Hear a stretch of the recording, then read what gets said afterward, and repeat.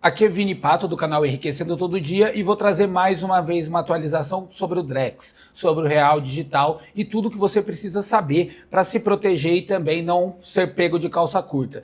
Se você gosta desse tipo de conteúdo, já deixa aqui seu like, comenta notícias que nós podemos conversar da próxima vez e bora pro vídeo. Para vocês verem, Banco Central agora revela que poderá travar saques com real digital e congelar dinheiro se necessário.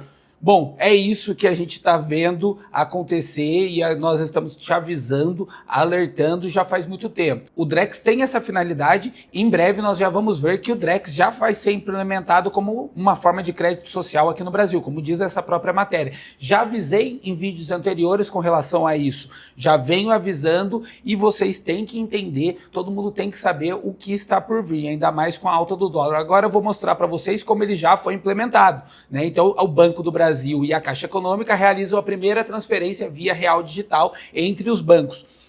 O real digital nada mais é do que uma criptomoeda do Brasil. Ela vai ter características de um Bitcoin, de uma outra criptomoeda baseada em blockchain, porém com 100% centralizado nos computadores do Banco Central. Então, o próprio Banco Central, como a gente viu na matéria aqui anterior, vai poder fazer o congelamento das moedas, ele vai ter a autonomia agora de fazer um bloqueio sem um juiz autorizar esse bloqueio judicial, então ele mesmo já pode fazer e pedir esse bloqueio conforme a necessidade do banco ou ele entenda que isso seja algo plausível. Vamos dar uma olhada aqui mais para baixo, onde ele fala com relação. Então aqui a gente pode ver, em um artigo publicado pelo Banco de Compensações Internacionais, o BIS, o coordenador do Real Digital, Fábio Araújo, revelou que o Banco Central terá total controle sobre o dinheiro da população no Real Digital e com isso poderá travar o saque das pessoas e congelar ou adiar o resgate do dinheiro. Então,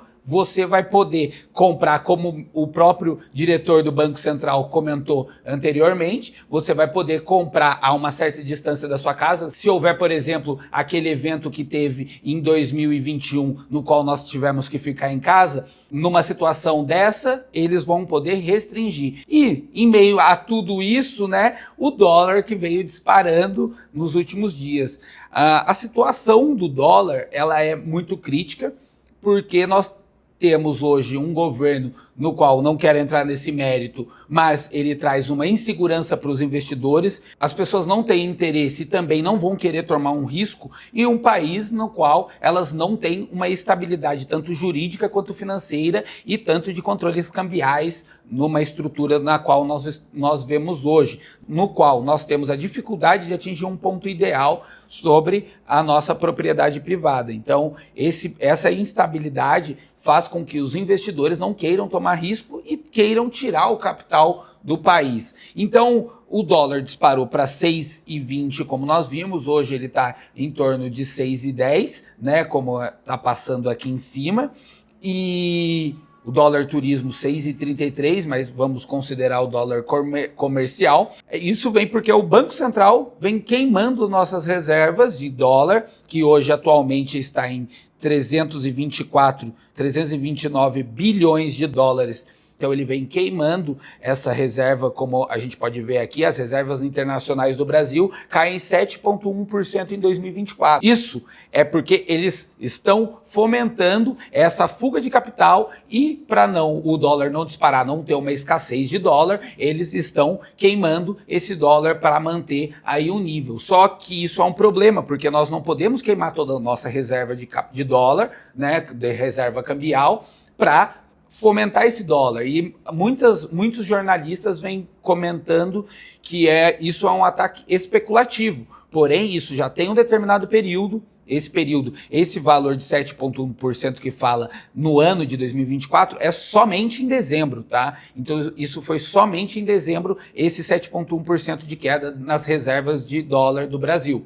Isso traz para nós uma insegurança quanto à manutenção das reservas. Porque veja suas finanças, se você para de trabalhar e tem uma reserva para 6 meses, você não pode utilizar os 6 meses e ficar sem nada. Até porque se chegar um montante no qual alguns bilionários conseguem, nem precisa ser no Brasil, bilionários no mundo, conseguem apostar contra o real, abrir uma posição de short e na qual eles tenham mais capital do que a própria reserva do Brasil em dólar, 300 bilhões não é uma quantia pequena, é uma reserva boa, mas que não pode ser fomentada desta forma. Ela tem que ser feita através de políticas financeiras e também através do Banco Central em políticas monetárias para que não haja essa fuga de capital do país. E se for um ataque especulativo como a grande mídia vem citando, isso deve ser cessado em algum curto período de tempo e essa reserva cambial tende a não mexer mais. Porém, com tudo que nós estamos observando, isso possivelmente sim, até por conta de taxações, por conta agora dessa fiscalização acima de 5 mil reais de movimentação nas contas de pessoas físicas e 15 mil nas pessoas jurídicas, faz com que os empresários queiram tirar o seu dinheiro do país. As pessoas que geram riqueza, as pessoas que geram emprego, tirem seu capital. Isso, consequentemente, gera desemprego e gera uma compra de dólar excessiva, a qual nós não conseguimos honrar. Ou seja, o Banco Central vai ter que continuar vendendo nossas reservas. E com isso nós podemos chegar nessa situação na qual nós podemos tomar uma aposta contra o real, como George Soros fez com a Libra. Se você não conhece essa história, ela é muito interessante. O George Soros sempre foi uma pessoa muito rica, né, desde muito tempo, só que ele teve sua ascensão a bilionário no tamanho que ele é hoje, quando ele apostou contra a Libra. Isso com uma operação em poucos dias, abrindo um short contra a libra esterlina, que ele já sabia que podia vir a cair, as reservas estavam baixas, como estão agora, ele vira bilionário, porque isso dá muito dinheiro apostar na queda de um determinado ativo, e com isso o nosso real vai lá para baixo com relação ao dólar e qualquer outra moeda no mundo. Aqui nós podemos ver que o dólar salta 27% esse ano de 2024, né?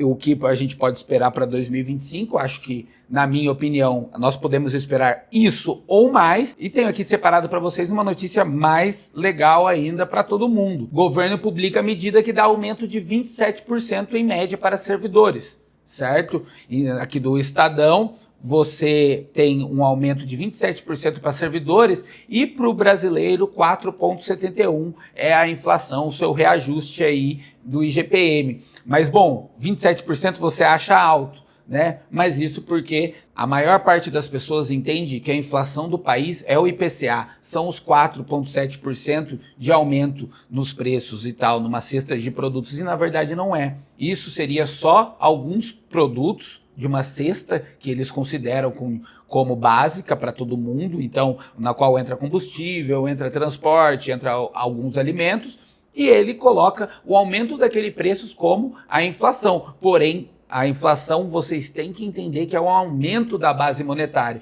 E quando nós pegamos aqui o que é o aumento da base...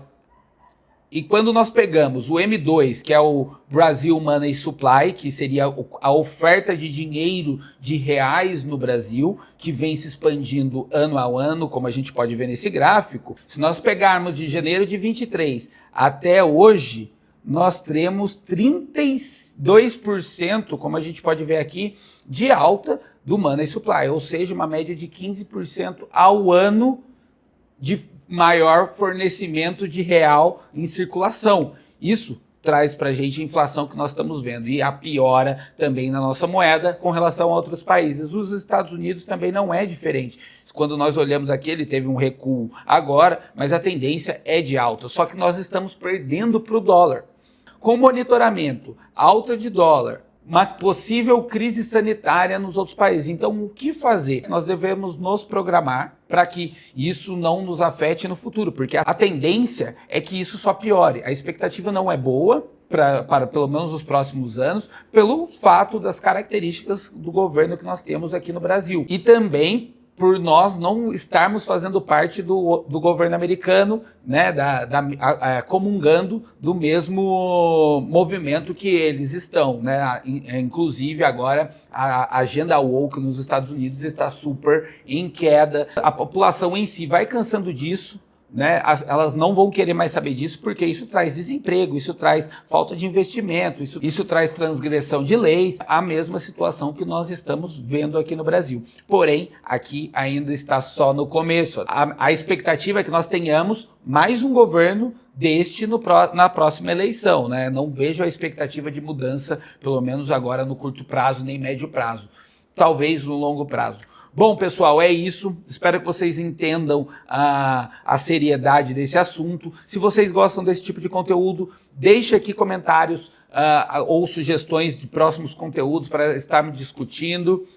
E é isso.